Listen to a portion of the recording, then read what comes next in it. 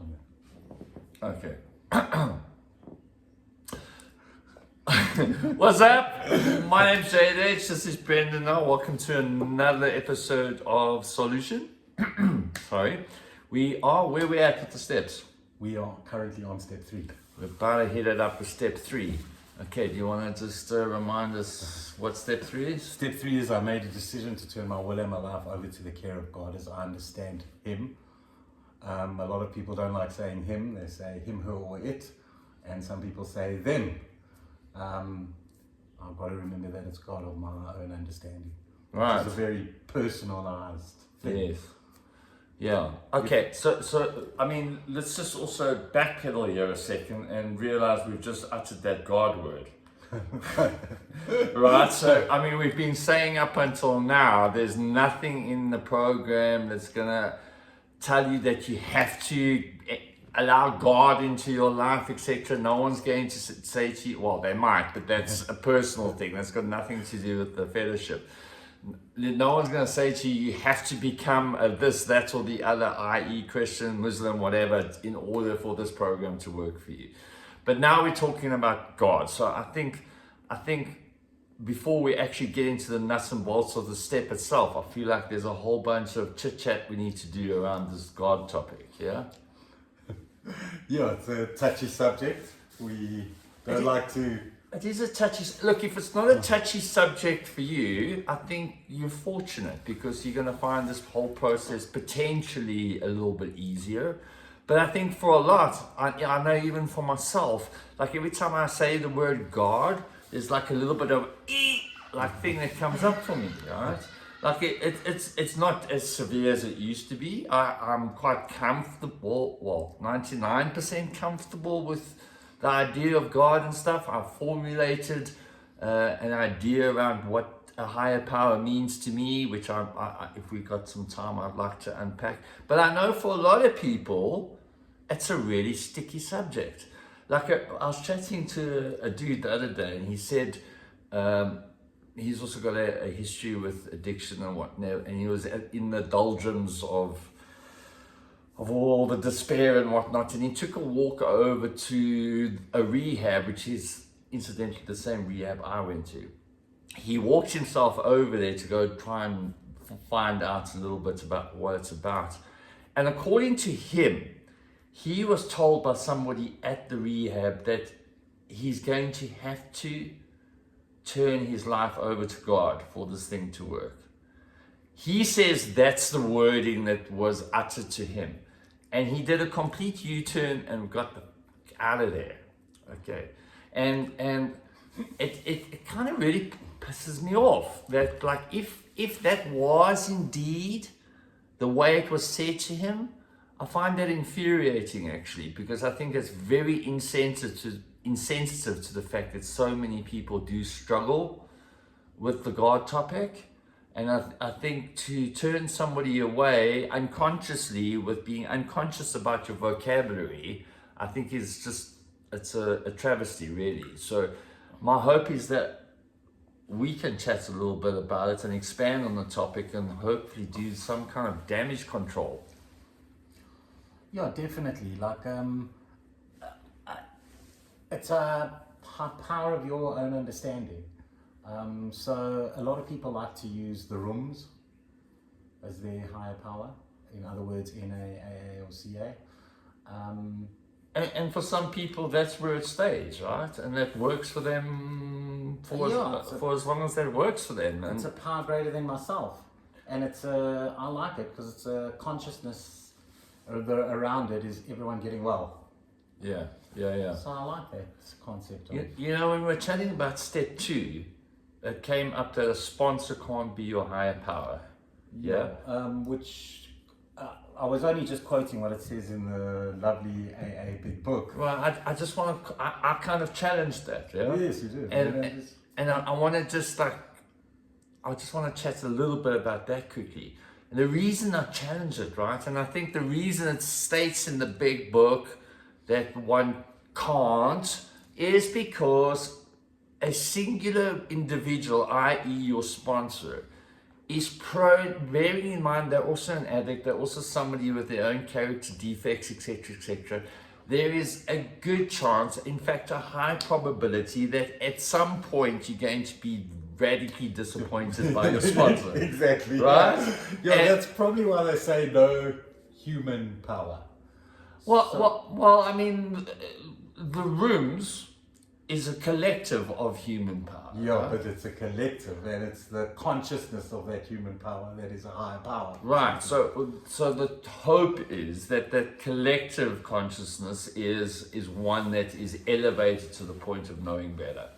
Yes, exactly. We hope. We hope. We hope. But there's a higher probability of that than putting all your hope, faith, and courage into one individual. Person, yeah. So I think that's where it's coming from. Yeah. The reason I challenge it is A, because I hate rules.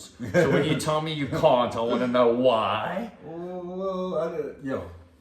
But I mean, I think also, like, I don't want to tell anybody who is initially saying, well, because I remember what it was like when I first had a sponsor. Like, I had this person who availed themselves to me at almost any given time of the day. If I phoned them, they'd pick up the phone.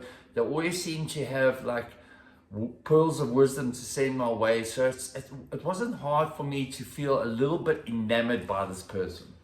Yeah, Right. yeah, because they've got a better understanding of like what this process is going through the steps. Yeah. So- And I mean, like, if you were like me, who found it really hard to trust people, and now you've got this individual who's helping me to start open up a little bit, I think initially, if that's going to be your higher power just to kickstart this process, I want to say that I think that's okay. That's my opinion, right? Like, if you think differently, well, then good.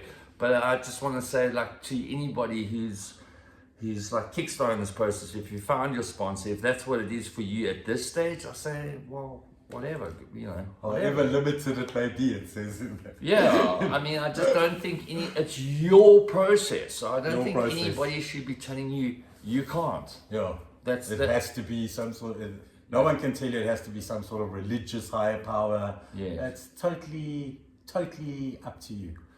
Yeah. No. No. I use my dog, I think I mentioned last time, it's my higher power. It's not human. Yeah, I think a few people do that, but like, just remind us again why a dog? Oh, because I wanted to be the person my dog thinks I am. I love that. I love it. I mean, our dogs do just adore us. Don't Yeah. they? And we're absolute dicks. Yeah. Very okay. understanding, forgiving. Yeah. So a dog has those traits that you kind of feel a God should have. Yeah. Can I unpack with you a little bit about Bob? Can I tell you about Bob? Of course. I've heard about Bob before. I've told you about Bob before, right? So Bob, before Bob became Bob, let me just tell you a little bit about my background story, right? So I was brought up as a Jehovah's Witness. I don't want to get into dissing as much as what I'm tempted to. I want to, but I'm going to just like make allowance for that being their thing. But I was brought up in that religion, and I feel like I was heavily indoctrinated, and I was like drilled into my head that God looked like this, right? Which is not too dissimilar to any other Christian faith or idea around God. As I got to becoming a teenager and my mind started becoming inquiring and whatnot, I kind of started to ask questions that the religion couldn't really answer for me. And I started thinking about the nature of God as it was presented to me in terms of like some Bible stories.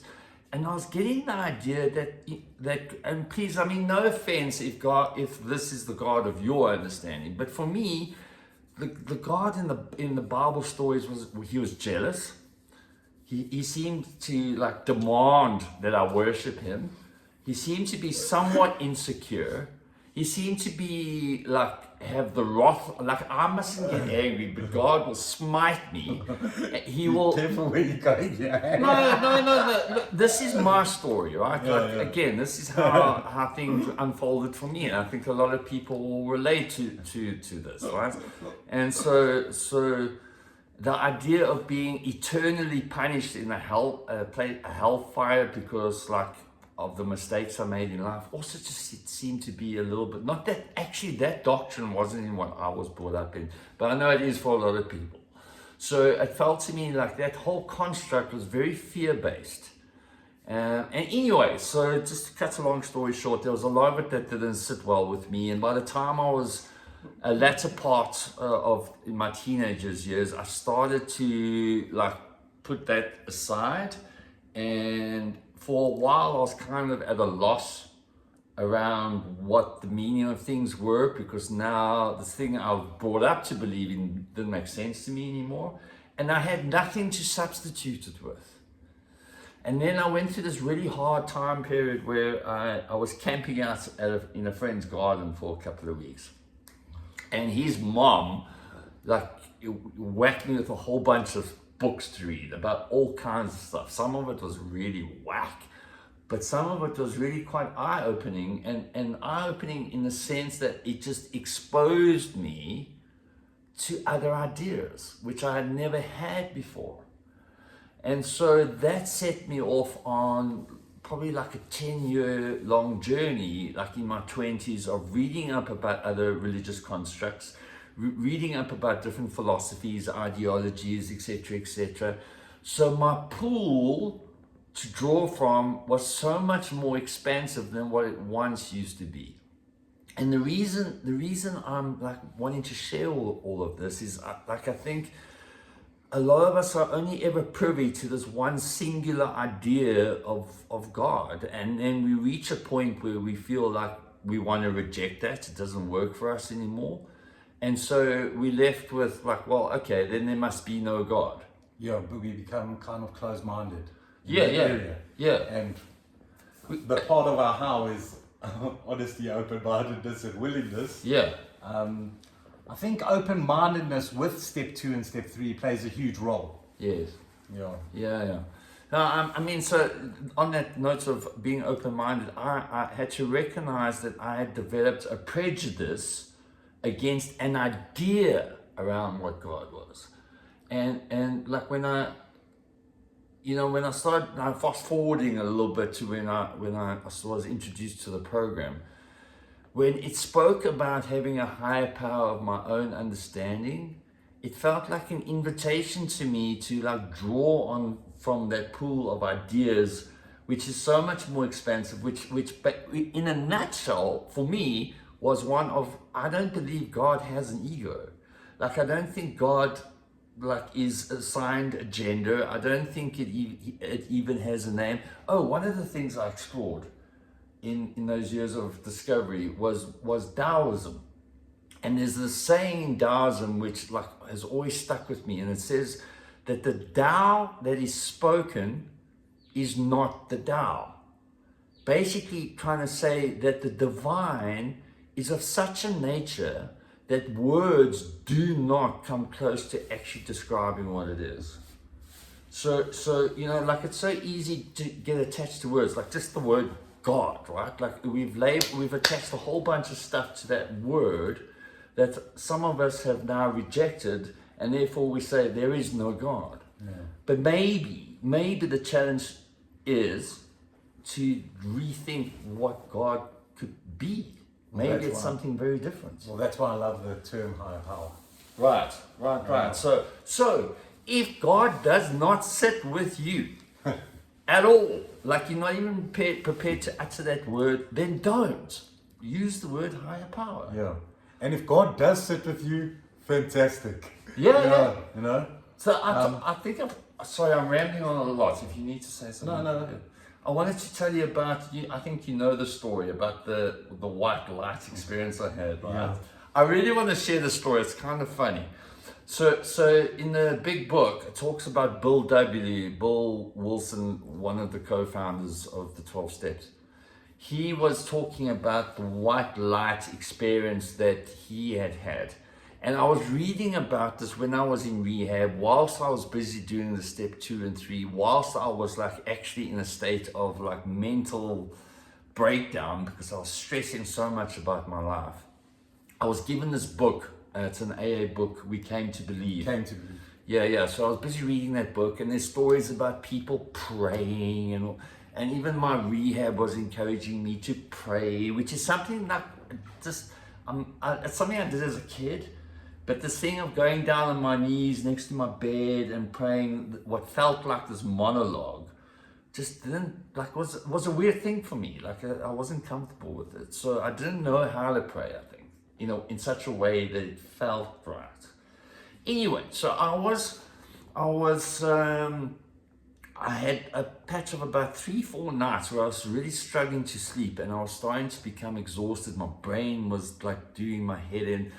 And I was sitting in bed the one night, and I was like thinking about all these experiences where these people talked about white light, and they had this.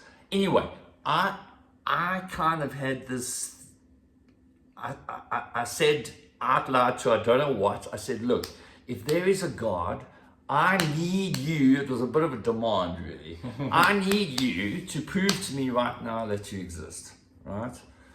And nothing happened initially, but please bear with me, right? So this is not some like airy fairy story. Shortly afterwards, there was this flash of white light in my room. Okay, and listen, I've done a ton of hallucinogenics in my life, and so like the notion of a white light experience is nothing too far fetched for me. I mean, I've seen freaking dragons and shit. Anyway, so I had this moment, and I was like, what was that? And it came and it went. If I had blinked my eyes, I would have missed it. It happened again shortly after that, and it happened a third time. And I was like, what is going on? And then I realized that there was a storm in the distance, and the lightning was just making its way into my room, right? Giving me these white light moments. And my initial, and this is like so key here, my initial response to that was, and excuse my language, but this is what I thought. It was like, oh, it's only lightning. But this is the interesting thing, like another voice popped up, and it was my own voice, but it was a deeper voice. It was like, hold on a second, it's only lightning. I challenged myself with that line of thinking. And I got to start thinking about the nature of lightning and how powerful it is. Right? It's a power greater than you. Well, substantially, yeah. You can't make lightning. I've been hit by lightning before. Seriously. Anyway, that's another story. So and that explains a lot. That explains a lot. Anyway, so then, and a bit after that, it started to rain. And I started thinking about water falling from the sky and what rain does for us. And I thought, wow, power greater than yourself. It's a power greater than myself, and it's really something quite astounding. And like, I managed to fall asleep not long after that. And the next day, I went outside and I started looking. I saw the world in a way that I had not looked at before. Everything felt like I was really seeing it for the first time. And I think this is the human condition, right? We become exposed to something on an everyday basis, and we normalize it to the point that there's no longer any wonder about it, right? Like just everything, actually. Yeah. Everything. You, dude, are an absolute wonder. Like, I'm a wonder. Like, Zeus is not with us at the moment. She's a wonder. The trees, the flowers, the birds. Every blade of grass. Everything is this miraculous thing. And we take it so for granted. Take it for granted. But I think that, like, I had a similar experience when I first started getting sober, well, clean and sober. Yeah. Is that, like, I would see flowers and see beauty in nature. And whereas when I was high all the time, all I could think about was getting more drugs. I like lived in little bags. Yeah. So I think that also may have played a role in it, because it was the first time in a while that you had had a bit of. Look, I mean, like, I know you also dabbled in, or perhaps more than dabbled in, hallucinogens, right? And the experience that you had with nature on that drug, it was also something quite spectacular. But, like, for me, it was artificially induced. And yes, it was like kind of like, wow, everything's like extra sparkly and extra colorful and stuff. It kind of wears off that. It does. Yeah.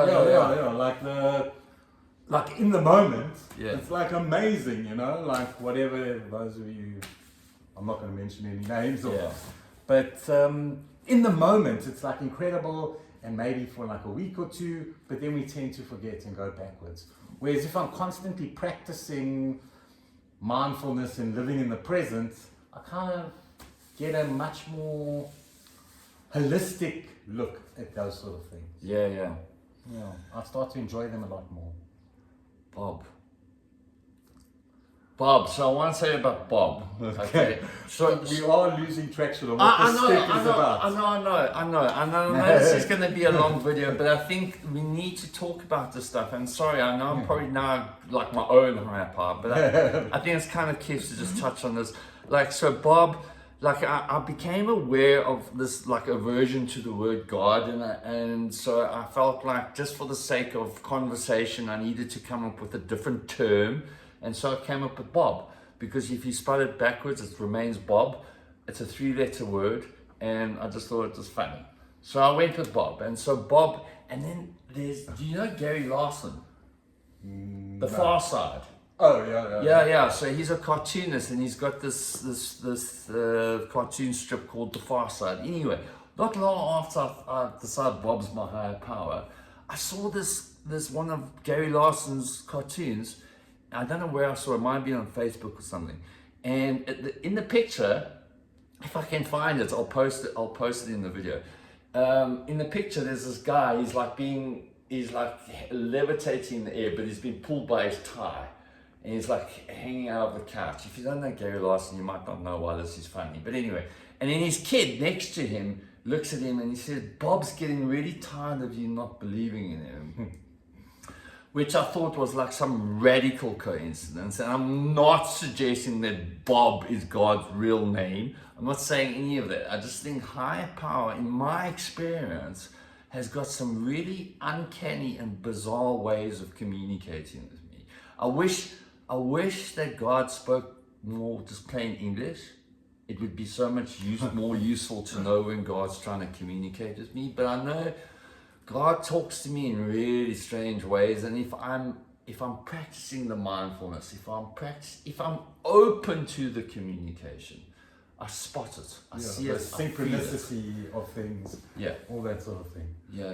It's a spiritual awakening or entire psychic change, which is guaranteed if we do the steps. Yeah. So look, now that we've unpacked a whole bunch of God stuff, right? Well, I'm hoping that's just left the viewer with a sense of like, it can be something very different to like conventional ideas around God. It doesn't have to be God. It can be whatever works for you. Yeah. Now that we've got that dusted, what does turn my hand? Hand. I don't know. Some people like to scrutinize the difference between the meaning of those words. To me, it makes no difference. Turn your will and your life over to the care of your higher power as you understand him or it or them. Or God. Or it, them. What? Okay. So turning your will and your life over. Now, how do you do with that step? So there's a part in the big book where it explains my will is my thoughts and my life is my actions. So if I change the wording, I turn my thoughts and my actions over to my higher power, it makes it a lot easier to understand. Okay, all right, but in a more practical sense. Oh, okay, so what does that look like? Okay, so it depends on your higher power as well. Yes. So turning my thoughts and my actions over to my higher power is something I have to do daily because my will sometimes is not exactly great, you know, and I've got to look deeper, especially in early recovery. Today I find that my will and my higher powers It's more aligned. way more aligned. Yeah. Yeah. Whereas in the past, you know, my will was to get as messed up as possible, cause as much drama, cause as much chaos, hurt as many people as I possibly could. I don't think that's my higher powers will for me either, you know. But today, like, I like to use the spiritual principles of each step as sort of a higher power. And I have to hand my will and my life, practice these principles in all our affairs. Yes. It's in the final step. So I know we're gonna do a video after this one about the spiritual principle of this step, which is faith, right? We'll get into that in the video. The story of the step, you know the story of the 3 frogs on the log. Yeah. Remind me about it. Yeah. So there are 3 frogs on the log, and one decides to jump off.